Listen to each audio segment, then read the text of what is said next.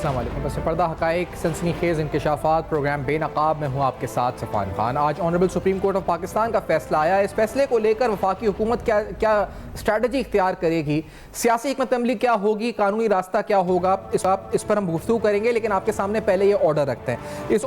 जिस ऑर्डर के अंदर वाज़े तौर पर जिसका पहला पैराग्राफ में ही कहा गया कि the order dated 22 March 2023 that is the EC order, यानी इलेक्शन कमीशन का जो ऑर्डर था, ये वो ऑर्डर था जिसमें इलेक्शन कमीशन ऑफ पाकिस्तान ने 8 अक्टूबर की तारीख दी थी। ऑनरेबल सुप्रीम कोर्ट ने आज के इस ऑर्डर में कहा है कि that order is declared to be unconstitutional without any lawful authority और jurisdiction and no legal effect and is hereby quashed. यानी इस पूरा जो मामला जो 22 मार्च 2023 को इलेक्शन कमीशन ऑफ पाकिस्तान ने 8 अक्टूबर की तारीख दी थी, उसको रद्द कर दिया, उसको उस सिरे से उसको जो है स्क्वैश कर दिया सुप्रीम कोर्ट ऑफ पाकिस्तान ने। मजीद आज इस फैसले में पैरा 5 के अंदर फेडरल गवर्नमेंट को ये हिदायत दी गई कि the federal government shed forth with in any case by 10 April 2023 release and provide to the commission funds in sum of 21 billion rupees for the purpose और ये इसकी रिपोर्ट भी करने को कहा है कि यानी 10 अप्रैल तक वफाकी हुकूमत 21 अरब रुपए फराम करे और इलेक्शन कमीशन 11 अप्रैल तक रिपोर्ट दे। इसी तरह सिक्योरिटी के हवाले से जो मामला हैं उसकी भी बाकायदा मॉनिटरिंग या रिपोर्ट जो है इलेक्शन कमीशन को honourable Supreme court of Pakistan को करनी होगी। मजीद जो हमने देखा था कि हुकूमत की तरफ से मौक़िफ़ अपनाया गया था, कल अटॉर्नी जनरल ने भी एक 14 सफ़ात पे मुश्तमिल जो स्टेटमेंट दी थी, वज़ीर आज़म ने भी और दीगर रहनुमाओं ने जो मौक़िफ़ अपनाया था, उसमें कहा गया था कि जो फैसला इससे कबल आया था वो 7 रुकनी बेंच का था, जिसमें 4-3 से ये फैसला हुआ था कि ये मामला सुप्रीम कोर्ट के दायरा कार में नहीं, क्योंकि लाहौर हाई कोर्ट में पेंडिंग है, सुमोटो से बनता नहीं। ऑनरेबल सुप्रीम कोर्ट ने इसके बारे में भी कहा कि रिस्पेक्टफुल, और फिर उसके बाद जो 2 ऑनरेबल जजेस का जो तफसीली फैसला आया था जिसमें उन्होंने भी कहा था कि 4-3 का फैसला है, इस बारे में भी सुप्रीम कोर्ट ने कहा the position as claimed by the learned जजेस in minority is erroneous and not sustainable in law. तो ये भी क्लैरिटी जो है सुप्रीम कोर्ट के इस फैसले में आई। इस पर हुकूमती रद्द-ए-अमल क्या आया ये भी आपको बताते हैं। वज़ीर शहबाज शरीफ साहब की तरफ से क्या स्टेटमेंट आई, आज उन्होंने 4 अप्रैल की मुनासबत से जुल्फ़िकार भुट्टो साहब को भी ट्रिब्यूट दिया, उनके अदालती कत्ल और इंसाफ की बात भी की और साथ साथ आज के हवाले से भी क्या कहा, ज़रा आपको सुनाते हैं। लेट्स हियर दिस वज़ीर साहब ने क्या कहा। फैसला करने वालों में एक जज ने बाद में अपनी याददाश्तों में इस बात का इतराफ़ किया कि मरहूम वज़ीर आज़म ज़ुल्फ़िकार अली भुट्टो, जो कि 1973 के आइन के बानियों में शामिल होते हैं, उनकी हुकूमत थी और 1973 का आइन मार्ज वजूद में आया।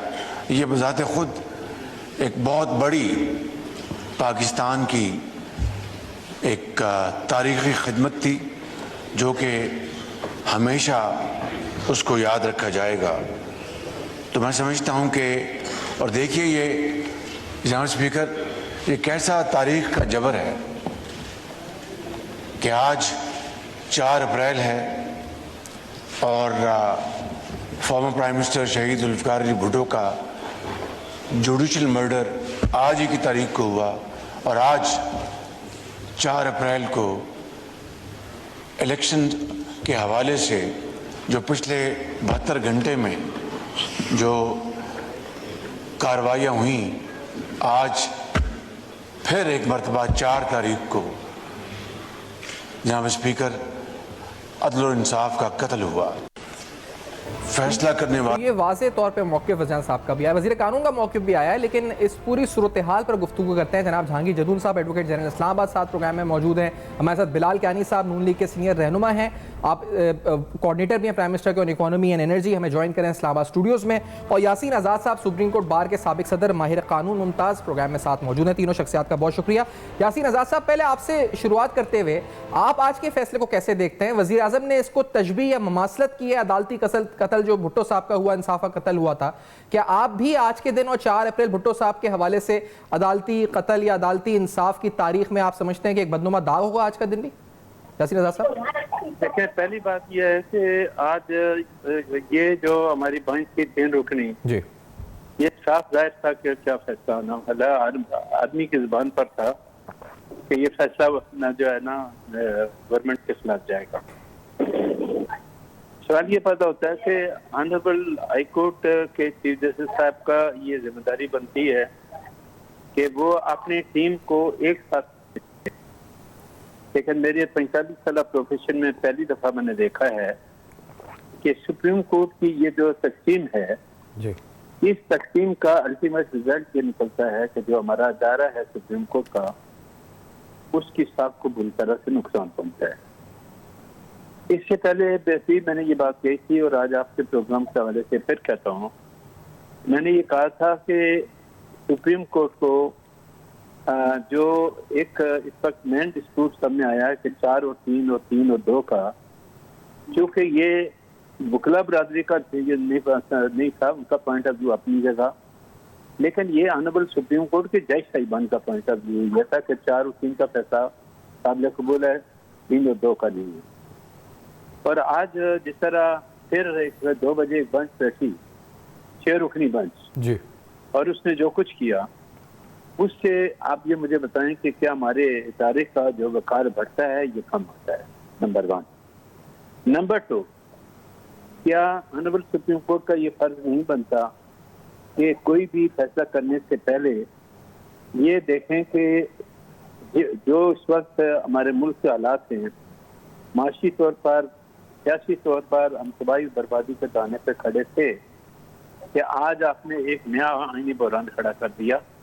और मैं इस सुप्रीम कोर्ट के जजमेंट से जो मेरा सबसे मेन जो with great respect to the honourable Supreme Court, जी, आपने सब कुछ किया, इलेक्शन कमीशन के फैसले को कलअदम करार दे दिया, बहुत अच्छा किया, लेकिन इलेक्शन शेड्यूल देने का इख्तियार ऑनरेबल सुप्रीम कोर्ट के पास मेरे नजदीक नहीं है सर। इलेक्शन शेड्यूल का, चूंकि इलेक्शन कमीशन ऑफ पाकिस्तान का जो ऑफिस है वो भी एक आईनी इदारा है और आइन के आर्टिकल 218 से लेकर 224 तक का जितने भी है उसमें फ्री एंड फेयर इलेक्शन करार देना है। अच्छा, अब जो सूरत हाल है कि एक ऐसी स्टेज आ गई पाकिस्तान के अंदर कि आज आपने देखा कि हुकूमत ने फैसले को मुस्तरद कर दिया, आपने डायरेक्शन दे दी, और अब आप ये बता दें कि ये जो बहरान एक ऐसी साइड पे जा रहा है जी, जिसकी वजह से सूरत हाल किसी वक्त भी खराब हो सकती है। और फिर जब हमारे तमाम लोग बजाय मुल्क की बका के बजाय, अच्छा ये जो यासीन साहब इसको भी थोड़ा इलेबोरेट भी करें, सूरत हाल जो खराब हो सकती है, क्योंकि कल एक स्टेटमेंट बिलाल भुट्टो साहब ने दी है माशाल्लाह या इमरजेंसी, आप थोड़ा अपने तजुर्बे और जो आपने नजर रखी है गहरी पाकिस्तानी आईन और कानून पर, क्या खराब सूरत हाल हो सकती है, कहाँ जा सकता है मामला? देखें, पहली बात यह कि जिस तरह मैंने पहले कहा कि ऑनरेबल सुप्रीम कोर्ट के जज साहिबान के दरमियान जो तकसीम है जी, और उस तकसीम का एक अल्टीमेट रिजल्ट जो अभी 2 बजे एक 6 रुकनी बेंच बैठाई गई और 6 बजे बैठने के बाद आपने 5 मिनट के अंदर अंदर एक मामले को खत्म करके आप उठ के चलेंगे, ये किस बात की निशानदेही करता है। और अभी थोड़ी देर जिस तरह बिलावल भुट्टो साहब ने तकरीर की या प्राइम मिनिस्टर ने तकरीर की, ये हमारे मुल्क की जो स्टाफ की पार्टियां हैं, उनके हमारे कायदीन हैं, हमारे लिए काबिल एहतराम है, उन्होंने जिन एप्लीकेशन का जिक्र किया, ये बात ही हकीकत है कि भट्टो साहब का रेफरेंस पिछले 4-5 साल से सुप्रीम कोर्ट में पेंडिंग है, आप उसको टेकअप क्यों नहीं करते? बाकी मामला को तो आप अर्जेंट बेसिस पे कर लेते हैं। बाद रिव्यू पिटीशन पेंडिंग है, आप उनको कोई फैसला करने के लिए तैयार हैं, और आप मामला को बेहतर बनाने के लिए क्या ऑनरेबल सुप्रीम कोर्ट की ये ड्यूटी नहीं है कि अपने साथी सीनियर जजों के साथ भी मशवरा करके इन मामला को ठीक करें? अब जिस नैच पे इस वक्त ऑनरेबल सुप्रीम कोर्ट जा रहा है, उस नैच पे मुझे तबाही और बर्बादी के अलावा कुछ नजर नहीं आता है। अच्छा, तबाही बर्बादी आप देखते हैं। अब ये जदूल साहब, मैं आपकी भी राय लूँ पे बिलाल कहनी साहब से पूछूं। जदूल साहब, 2-3 बातें यासीन आज़ाद साहब ने की हैं। तो क्या कि जो वकार है इस इंस्टीट्यूशन का वो कम हुआ या ज़्यादा हुआ, पैसा कहाँ से आएगा? फिर दूसरा उन्होंने इलेक्शन शेड्यूल की बात की कि वो इख्तियार नहीं है कि ऑनरेबल सुप्रीम कोर्ट दे, वो इलेक्शन कमीशन का इख्तियार था कि वो देता, लेकिन ये सब कुछ हो गया है। जदूल साहब, कानूनी तौर पर हुकूमत के पास क्या रास्ता है? अगर अमल दरामद ना करे तो फवाद चौधरी साहब तो कल कह रहे हैं कि तौहीन अदालती कार्रवाई हो जाएगी वज़ीर-ए-आज़म के खिलाफ, तो क्या तौहीन अदालत की तरफ मामला जाएंगे या हुकूमत अमल दरामद करेगी? इस पर क्या ऑप्शन है लीगल गवर्नमेंट के पास? जदून साहब। बिस्मिल्लाहिर्रहमानिर्रहीम। देखिए, आज का जो फैसला उन्होंने दिया है, इसमें जिस तरह यासीन आज़ाद साहब ने कहा है, जितने भी इलेक्शन कमीशन के अख्तियारात थे वो सुप्रीम कोर्ट ने खुद अपने हाथ में ले लिए। आप ये समझें कि इस बेंच को इलेक्शन का मॉनिटरिंग बेंच बना दिया गया है। उन्होंने कहा जी हम डायरेक्शन इशू कर रहे हैं प्रोविंशियल गवर्नमेंट ऑफ पंजाब को, चीफ सेक्रेटरी को, IG को, और फेडरल गवर्नमेंट को भी कि इनको पैसे भी दें, इनको हर चीज़ प्रोवाइड करें जी। तो अगर ये और फिजिबल जो है प्लान दे सिक्योरिटी का, तो अगर आप इलेक्शन कमीशन सेटिस्फाई नहीं है तो फिर हमारे पास आ जाए। मीनिंग देयर बाई कि जितना इलेक्शन कमीशन की जो भी कॉन्स्टिट्यूशनल रिस्पॉन्सिबिलिटी उसको डिपेंडेंट कर दिया गया सुप्रीम कोर्ट पे, वो सुप्रीम कोर्ट ने सारा कुछ अपने इस जजमेंट के ज़रिए, इस ऑर्डर के ज़रिए अपने हाथ में ले लिया है। इलेक्शन की डेट भी आगे कर दी है, तो अब तो मेरे ख्याल में सुप्रीम कोर्ट खुद ही इलेक्शन कराएगी कि किस तरह कराती है, किस तरह नहीं कराती। तो अगर वो पंजाब की जो है गवर्नमेंट है वो कहती है हमारे पास कुछ सिक्योरिटी प्लान नहीं है या हमें फ़ौज से चीज़ें लेनी है, फ़ौज कहती है हम नहीं देते, तो इसमें कॉन्स्टिट्यूशनल क्राइसिस बढ़ जाएगा। और सबसे बड़ी बात जो उन्होंने इस तरह की है, अब इस जजमेंट को अगर सुप्रीम कोर्ट के जज ही नहीं मानते तो बाकी फेडरल गवर्नमेंट या कैबिनेट किस तरह मानेंगे? वो अपने अंदर पहले जो है ना, देखो बात यह है कि जब तक एक जजमेंट को कॉन्फिडेंस ऑफ द पीपल नहीं है, जजमेंट का जो ट्रस्ट ही लोगों का नहीं है, वो कहाँ पे स्टैंड करेगी? आप फाउंडेशन नहीं बना सकते, जिस फाउंडेशन पे आप बिल्डिंग खड़ा करना चाहते हैं, तो जब फाउंडेशन नहीं है उसकी बिल्डिंग किस तरह खड़ी होगी? अब इस जजमेंट की जो है ना, देखे ना, वो कहते हैं 4-3 का फैसला है जी। वो 4-3 और 3-2 का मामला सेटल ही नहीं हुआ, तो आज एक 3 मेंबर जजमेंट जो है वो 6 मेंबर बेंच आके बैठ गया है। इसका मतलब है जो आपने सर्कुलर भेजा था वो तो फिर कुछ भी नहीं था। अगर सर्कुलर ठीक था तो वह आपने बेंच क्यों बिठाया? और इसका मतलब ये कि जो जजमेंट 3 मेंबर बेंच ने पास की थी 184 के 184 के स्टे करने के लिए, तो वो ठीक थी। फिर आज जब 6 मेंबर बेंच जो है वो 2 मिनट के लिए बैठे हैं और 2 मिनट में निकाल लिए मतलब सू मोटो नोटिस जो है तो हम वाइंड अप करते हैं। तो इस तरह तो सुप्रीम कोर्ट जो है बिल्कुल जिस तरह वो सही कहते हैं कि वन मैन शो बन चुका है, तो सुप्रीम कोर्ट पहले अपने अंदर जो है वो जजमेंट को तो एक्सेप्ट करवा ले, उसके बाद फिर गवर्नमेंट भी मेरा हल करेगी, हर बंदा एक्सेप्ट करेगा। नहीं, अभी जजमेंट एक्सेप्ट हो या ना हो, लेकिन इस पर अमल दरामद तो जदून साहब फिर स्टार्ट हो जाएगा, क्योंकि ये 10 अप्रैल की उन्होंने तारीख दी है कि 21 अरब रुपए फराम करें, 11 अप्रैल को उसकी रिपोर्ट दें, फिर सिक्योरिटी की रिपोर्ट दें 16 तारीख तक। तो ये काम शुरू होगा या ये इदारे भी इस वक्त शशोपंज में रहेंगे कि हमें अमल दरामद करना है नहीं करना, या बड़ा वाज़ेह है कि हमें इस पर अमल दरामद करना है वरना तौहीन अदालती कार्रवाई हो जाएगी? क्या होगा? नहीं, उन्होंने देखे ना कल सेक्रेटरी फाइनेंस को बुलाया था, डिफेंस सेक्रेटरी को, उनका जो इसमें कोई इनपुट ही उन्होंने जाहिर की। अब 21 अरब रुपया चलो दें, कहाँ से दें भाई? कोई ऐड बताएंगे ना, कहाँ से देंगे, किसका पैसा काट के इनको देंगे, किस तरह काटेंगे? कोई बजट उसको अप्रूवल देगा, अगले बजट में आएगी, किस तरह आएगी? तो अब जिस तरह हमारा हाई कोर्ट ने जज साहब ने कहा इस पर एक्शन कराएंगे, ये तो ये नहीं हो सकता कि आप देखें कि किस तरह क्या इसकी मॉडस ऑपरेंडी क्या होगी, किस तरह ये जो पैसा कहाँ से आएगा, ये सवाल भी बड़ा इम्पोर्टेंट है। साहब अगर इजाज़त दें तो मैं बिलाल क्यानी साहब से अगर इजाज़त दें तो ये सवाल इसमें एक मिनट बात आप कंप्लीट कर लीजिए जी, कंप्लीट कर लीजिए जी। इस फैसले के अंदर उन्होंने ये भी लिखा है कि इलेक्शन कमीशन जो है आर्टिकल 218 जो सब आर्टिकल 3 है उसके मुताबिक इलेक्शन जो है वो फेयर एंड ट्रांसपेरेंट कराए। अब फेयर एंड ट्रांसपेरेंट कराना इलेक्शन कमीशन का काम है, वो डिटरमिन करेगा कि उसको क्या चीजें चाहिए, किस तरह फेयर एंड ट्रांसपेरेंट इलेक्शन की। अगर वो आगे कहता है इलेक्शन कमीशन ये इस तरह तो इलेक्शन फेयर एंड ट्रांसपेरेंट नहीं होगा तो फिर क्या करेगी सुप्रीम कोर्ट? सही। और ये बताएं बिलाल क्यानी साहब कि ये पैसे 21 अरब रुपए ये आपको यानी वफाक को 10 अप्रैल तक फराम करने इलेक्शन कमीशन ऑफ पाकिस्तान को। असद उमर साहब ने कल वहाँ जाके आपके फिस्कल टोटल एक्सपेंडिचर्स PSDP और मतलब इस तरह जाहिर करने की कोशिश करी थी कि 20-21 अरब रुपए करना कोई मुश्किल काम नहीं है। तो ये मुश्किल काम है, आसान काम है वफाक के लिए? बिलाल क्यानी साहब आपकी अंडरस्टैंडिंग भी है, ग्रिप भी है, प्लीज़ बताएं क्या ये आसानी से हो सकते हैं अरेंज? जी बिस्मिल्लाहिर्रहमानिर्रहीम सफ़ान साहब, बहुत शुक्रिया जी अपनी शो में दावत देने का। देखिए पहले तो मैं आपको बताता हूँ कि असद उमर साहब की इकॉनमी के ऊपर किसी भी चीज़ को संजीदा तौर पर नहीं लेना चाहिए। ये इमरान खान साहब के पोस्टर बॉय थे, जो उनने आके करके दिखाना था वो उनने अपनी हुकूमत के पहले 11 महीने में कर दिया था, जिसके बाद वो अच्छे तरीके से इनकॉम्पिटेंस की बुनियाद पर फारिग हो गए थे। तो इसलिए वो ना ही आके किसी को भाषण दें, अब इतना नुकसान करने के बाद हमारी मईशत का तो बेहतर होगा। देखिए दूसरी जो बात है, जो बात अभी यासीन साहब ने की, जो बात हमारे भाई ने की, तो इसमें देखिए बुनियादी बात ये है कि आज वही फ़ैसला हुआ, आज वही काम हुआ जिसका हमें खदशा था। जो जदून साहब भी बात कर रहे थे उसमें नुक्ता उठा रहे थे, मगर उससे ज़्यादा ओवर आर्चिंग बात यह है कि आज जिस तरह वज़ीर आज़म ने फ्लोर ऑफ द हाउस पे कहा कि आज अदल का और इंसाफ का कत्ल हुआ है, और बदकिस्मती से ऑडिट अटॉर्नी जनरल की बार बार इस्तदा करने के बावजूद कि ये मामला जो है या फुल कोर्ट सुन ले या वो 6 फाजिल जजेस सुन लें जो पहले इस बेंच का या इस केस से रिलेटेड बेंचेस का ऐसा नहीं रहे, वो सुन लें ताकि एक ट्रांसपेरेंसी आ जाए, ताकि ये जो एक तासुर है कि ये एक लाइक माइंडेड जजेस को इस्तेमाल करके एक सर्टेन आउटकम अचीव करने की कोशिश की जा रही है, ताकि जो तकसीम हमें नज़र आ रही है सुप्रीम कोर्ट में, इसको ख़त्म करने की कोशिश की जाए, ताकि चीफ जस्टिस वो किरदार अदा करें जो उनको करना चाहिए कि सुप्रीम कोर्ट को मुत्तहिद करें और ये क्राइसिस को रिजॉल्व करने में हिस्सा डालें, बजाय इसके कि उसमें ख़ुद एक हिस्सा उसको मज़ीद ख़राबी का बायस बने। बदकिस्मती से आज यही काम हुआ है।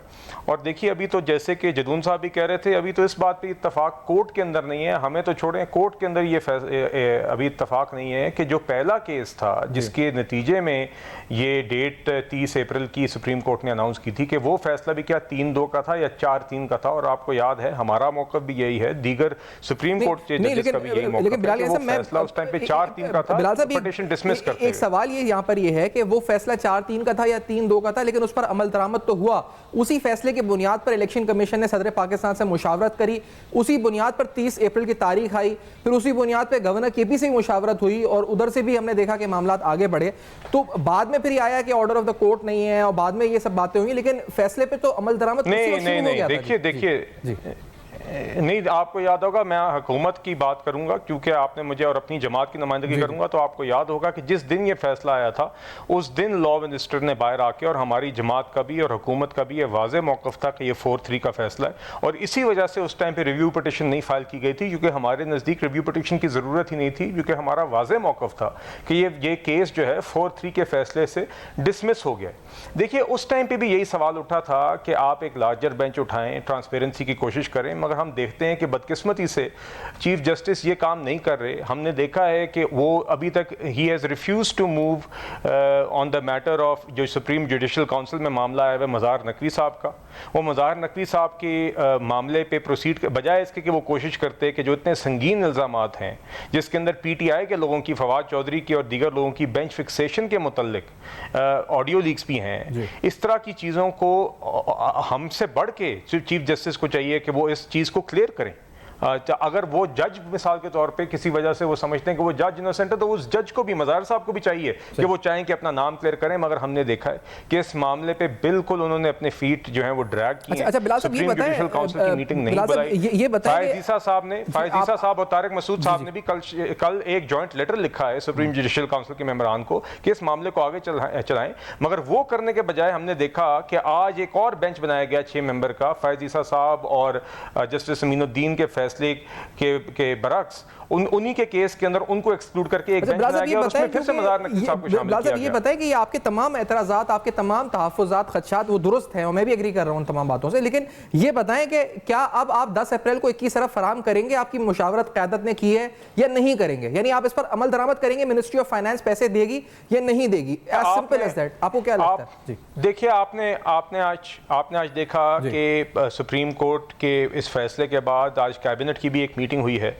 फिर फ्लोर ऑफ द हाउस के ऊपर भी लॉ मिनिस्टर ने और फिर प्राइम मिनिस्टर ने अपना मौक़िफ़ दिया है, और फिर गालिबन ये बात भी हुई है कि शायद कल पार्लियामेंट्री हेड्स की मीटिंग भी होगी जिसमें कानूनी जो लाएमल है वो भी तय किया जाएगा। आज जो ओवर और आर्चिंग एक प्रिंसिपल है और जो हमारा एक प्रिंसिपल मौक़िफ़ है वो तो आपके सामने आज आ गया, जिसके अंदर इस फैसले को हम अभी भी समझते हैं कि इसकी कोई कानूनी हैसियत इसलिए नहीं है। एक ब्रेक ले लेते हैं बिलाल साहब, आफ्टर दिस ब्रेक इस पे मूव करते हैं कानूनी नुक्ता नज़र से भी और सियासी नुक्ता नज़र से भी। क्या हुकूमत के पास अब ऑप्शंस हैं कि आफ्टर दिस ब्रेक बेनकाब में हमारे साथ रहेगा?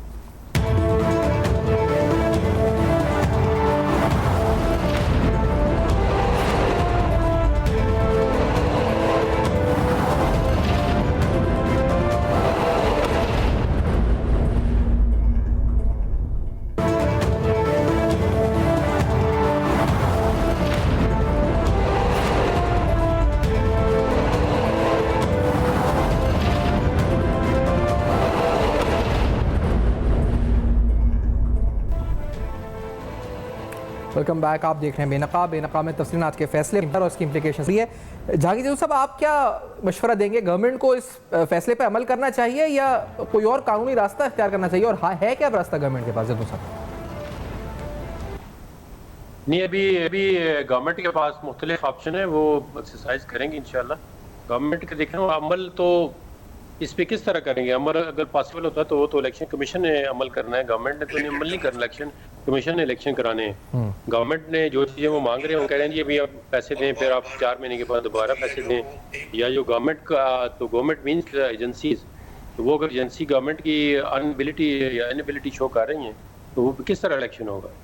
अब गवर्नमेंट की क्या मतलब है कि प्राइम मिनिस्टर के जेब में तो हर चीज़ नहीं पड़ी हुई, वो भी तो किसी तरीके से अगर लॉ इन्फोर्समेंट एजेंसी किसी चीज़ मांगते हैं ट्रुप्स, वो कहते हैं ये बॉर्डर पे काम कर रहे हैं, हम तो नहीं स्पेयर कर सकते। या नेवी वालों कहते हैं, वो कहते हैं आप कराची समुंदर से आके तो हम पंजाब में इलेक्शन की ड्यूटी करें।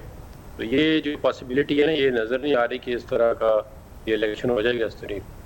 नहीं तो आपको अभी भी लगता है कि इसमें जो है मुश्किल है कि ये इंतखाबात जो हैं ये 14 मई को हों, ये यानी कानूनी तौर पे भी, और फिर इसके इम्प्लिकेशंस क्या होंगी गवर्नमेंट के लिए?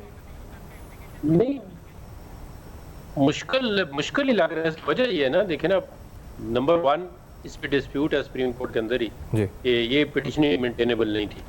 अब आप देखें ना, सू मोटो नोटिस 2 जज साहबान एक सर्विस का मैटर सुन रहे हैं, उन्होंने उठा के सू मोटो ले लिया है और वो आगे भेज दिया इलेक्शन ही कराएं। तो अब उसके आर्डर को तो रिकॉल किसी ने नहीं किया, वो जज भी सारे बेंचों में बैठ भी रहे हैं।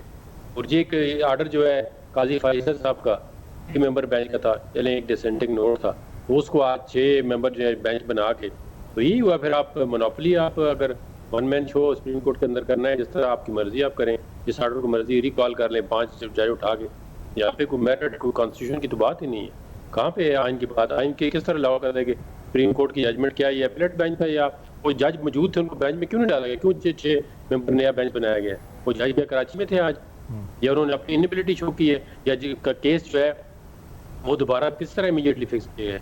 इसमें सारी जो है ये मेला पीडी है। इसमें देखें, ये सुप्रीम कोर्ट को इतना बड़ी डिवाइड पे लेके आ गए कि जो हमारे लिए भी एज ए प्रोफेशनल और एज ए लॉ ऑफिसर तो बड़े मसाइल पैदा हो रहे हैं। सुप्रीम कोर्ट के अंदर यूनिटी नहीं होगी तो फिर आगे जो है जो चीज़ भी फ्लो करेगी उसको ना कोई ट्रस्ट हासिल होगा, ना कॉन्फिडेंस ऑफ द पीपल हासिल होगा। अच्छा, बिलाल यानी साहब, आप गुफ्तगू कर रहे थे उस पर जब हम ब्रेक पे गए, तो आप मुझे बताएं क्योंकि क्या वफाकी हुकूमत ये फंड्स फराहम करने की सलाहियत रखती है 20 अरब? जी देखिए, बात यह है कि जो आज का फ़ैसला हुआ है, मैं फिर से यही दोहराऊंगा कि वज़ीर-ए-आज़म ने भी और वज़ीर कानून ने भी फ्लोर ऑफ द हाउस पे बड़े वाज़े तौर पे आज इस पे बात की है, और साथ ही साथ ये इसके ऊपर जो भी कानूनी रद्द-ए-अमल, जो भी लीगल इसके ऊपर फ्यूचर कोर्स है, वो भी हुकूमत मेरे ख्याल से कल तक वाज़े कर देगी। बाकी ये फ़ंड्स की फ़राहमी है, ये चीज़ें तो उसका उस ऑर्डर का ही हिस्सा हैं जिसको हम बुनियादी तौर पे ही हम समझते हैं कि उसकी कोई जवाज़ नहीं है। देखिए, मैंने जैसे आपको पहले भी कहा कि हुकूमत का अभी भी ये मौक़िफ़ है कि जो पहली पटिशन थी वो, या जब सो मोटो इस नोटिस के इस मामले का लिया गया था, तो उस टाइम पे ही वो ऑर्डर 4-3 का था जिसके नतीजे में ये मामला डिसमिस हो गया था। अगर मामला उस टाइम पे डिसमिस हो गया था 4-3 के तहत, जो हमारा भी मौक़िफ़ है, जो दीगर सुप्रीम कोर्ट के जजेस का भी मौक़िफ़ है, तो फिर तो ये जो प्रोसीडिंग्स पिछले चंद दिनों में हुई हैं उनका जवाज़ ही कोई नहीं रहता, उनका बेसिस कोई नहीं रहता। तो देखिए, बाकी जो मोडालिटीज़ हैं वो डिस्कस होंगी। और देखिए, दूसरी बात, इलेक्शन कमीशन का ये बुनियादी रोल है कि उन्होंने free and fair and transparent elections जो हैं वो कंडक्ट करवाने हैं। इलेक्शंस जब भी हुए और आइन और कानून के मुताबिक हुए तो इंशाल्लाह मुस्लिम लीग नून और दीगर जमातें उसमें यकीनन हिस्सा लेंगी। नहीं, और इलेक्शन में हिस्सा लेंगी, लेकिन सर ये अब इलेक्शंस में अगर आप, क्योंकि ये भी पाकिस्तान तहरीक इंसाफ की तरफ से कहा जा रहा है कि आइन पर अमल दरामद नहीं हुआ। कल बिलाल भुट्टो साहब ने एक बात की कि इमरजेंसी या मार्शल लॉ की तरफ हालात जा सकते हैं। अभी यासीन आज़ाद साहब कह रहे थे कि मामला बहुत गड़बड़ की तरफ जा सकते हैं।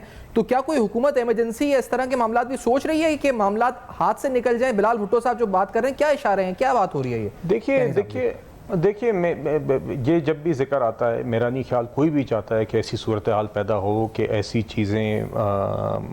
चीज़ों को इम्प्लीमेंट करना पड़े या ऐसे इक़दामात इस मुल्क में उठें। मगर बात मेरे ख्याल से उनका भी करने का यही मकसद था और हमारा भी यही मौक़िफ़ है कि जिस तरीके से सुप्रीम कोर्ट को कंडक्ट किया जा रहा है, जिस तरीके से चीफ़ जस्टिस ने इस केस को कंडक्ट किया है, ये ऐसे हालात को मज़ीद कशीदा करता है, ये मज़ीद टेम्परेचर को बढ़ाता है, ये मज़ीद मामलात को कॉम्प्लिकेट करता है। मेरे नज़दीक पिछले चंद दिनों की प्रोसीडिंग्स और आज के फ़ैसले के बाद मामला सुलझने के बजाय मज़ीद उलझा है जी। तो देखिए इस तरह के हालात के अंदर यकीनन मुश्किलात आती हैं। अब देखिए इलेक्शन कमीशन ऑफ पाकिस्तान है, उसका एक बुनियादी काम है, उसका आइनी काम है कि वो इलेक्शन करवाए, उसका एक अपना मौक़िफ़ है, उसका स्टैंड पॉइंट है, वो अपनी ज़िम्मेदारी को बड़े संजीदगी से लेता है फ्री फेयर और ट्रांसपेरेंट इलेक्शंस कराने के। अगर वो नहीं समझता कि इस टाइम पे वो कर सकते हैं तो वो उस चीज़ को भी मद्देनज़र रखना चाहिए। दूसरी बात ये है कि देखिए एक यहाँ पे अभी सेंसस का अमल भी जारी है, उसकी एक अपने तकाज़े हैं, आपने उन रियलिटीज़ को भी सामने रखना है। फिर क्या हम इलेक्शन अखराजात 3 इलेक्शंस पे अफोर्ड कर सकते हैं, ये सारे पॉइंट्स हैं। मगर इस पर्टिकुलर केस में जो आज ऑर्डर आया है उस पर हमारा मौक़िफ़ मुस्तकिल ये रहा है कि देखिए ये हमें लग नहीं रहा, ये परसेप्शन नहीं क्लियर की जा रही कि ये एक बायस की परसेप्शन या लाइक माइंडेड जजेस की परसेप्शन को क्लियर करना चाहिए। जो जजेस खुद रिक्यूज़ कर चुके थे इस केस से उनको फिर बिठा दिया और बजाय इसके कि एक लार्जर बेंच बनता। हमने ये तो नहीं कहा कि आप इन जजेस को लगाएं या उनको लगाएं, हमने तो ये कहा था कि आप लार्जर बेंच बनाएं, बल्कि उससे पहले तो हमने फुल कोर्ट बेंच का कहा था। हाँ, वो एक मज़ार नकवी साहब हैं, उनको यकीनन मेरी राय में भी रिक्यूज़ कर देना चाहिए, बिकॉज वो उनके ऊपर सुप्रीम जुडिशल काउंसिल में काफ़ी सीरियस एलिगेशंस हैं जो अभी जिनके ऊपर प्रोसीडिंग होनी है।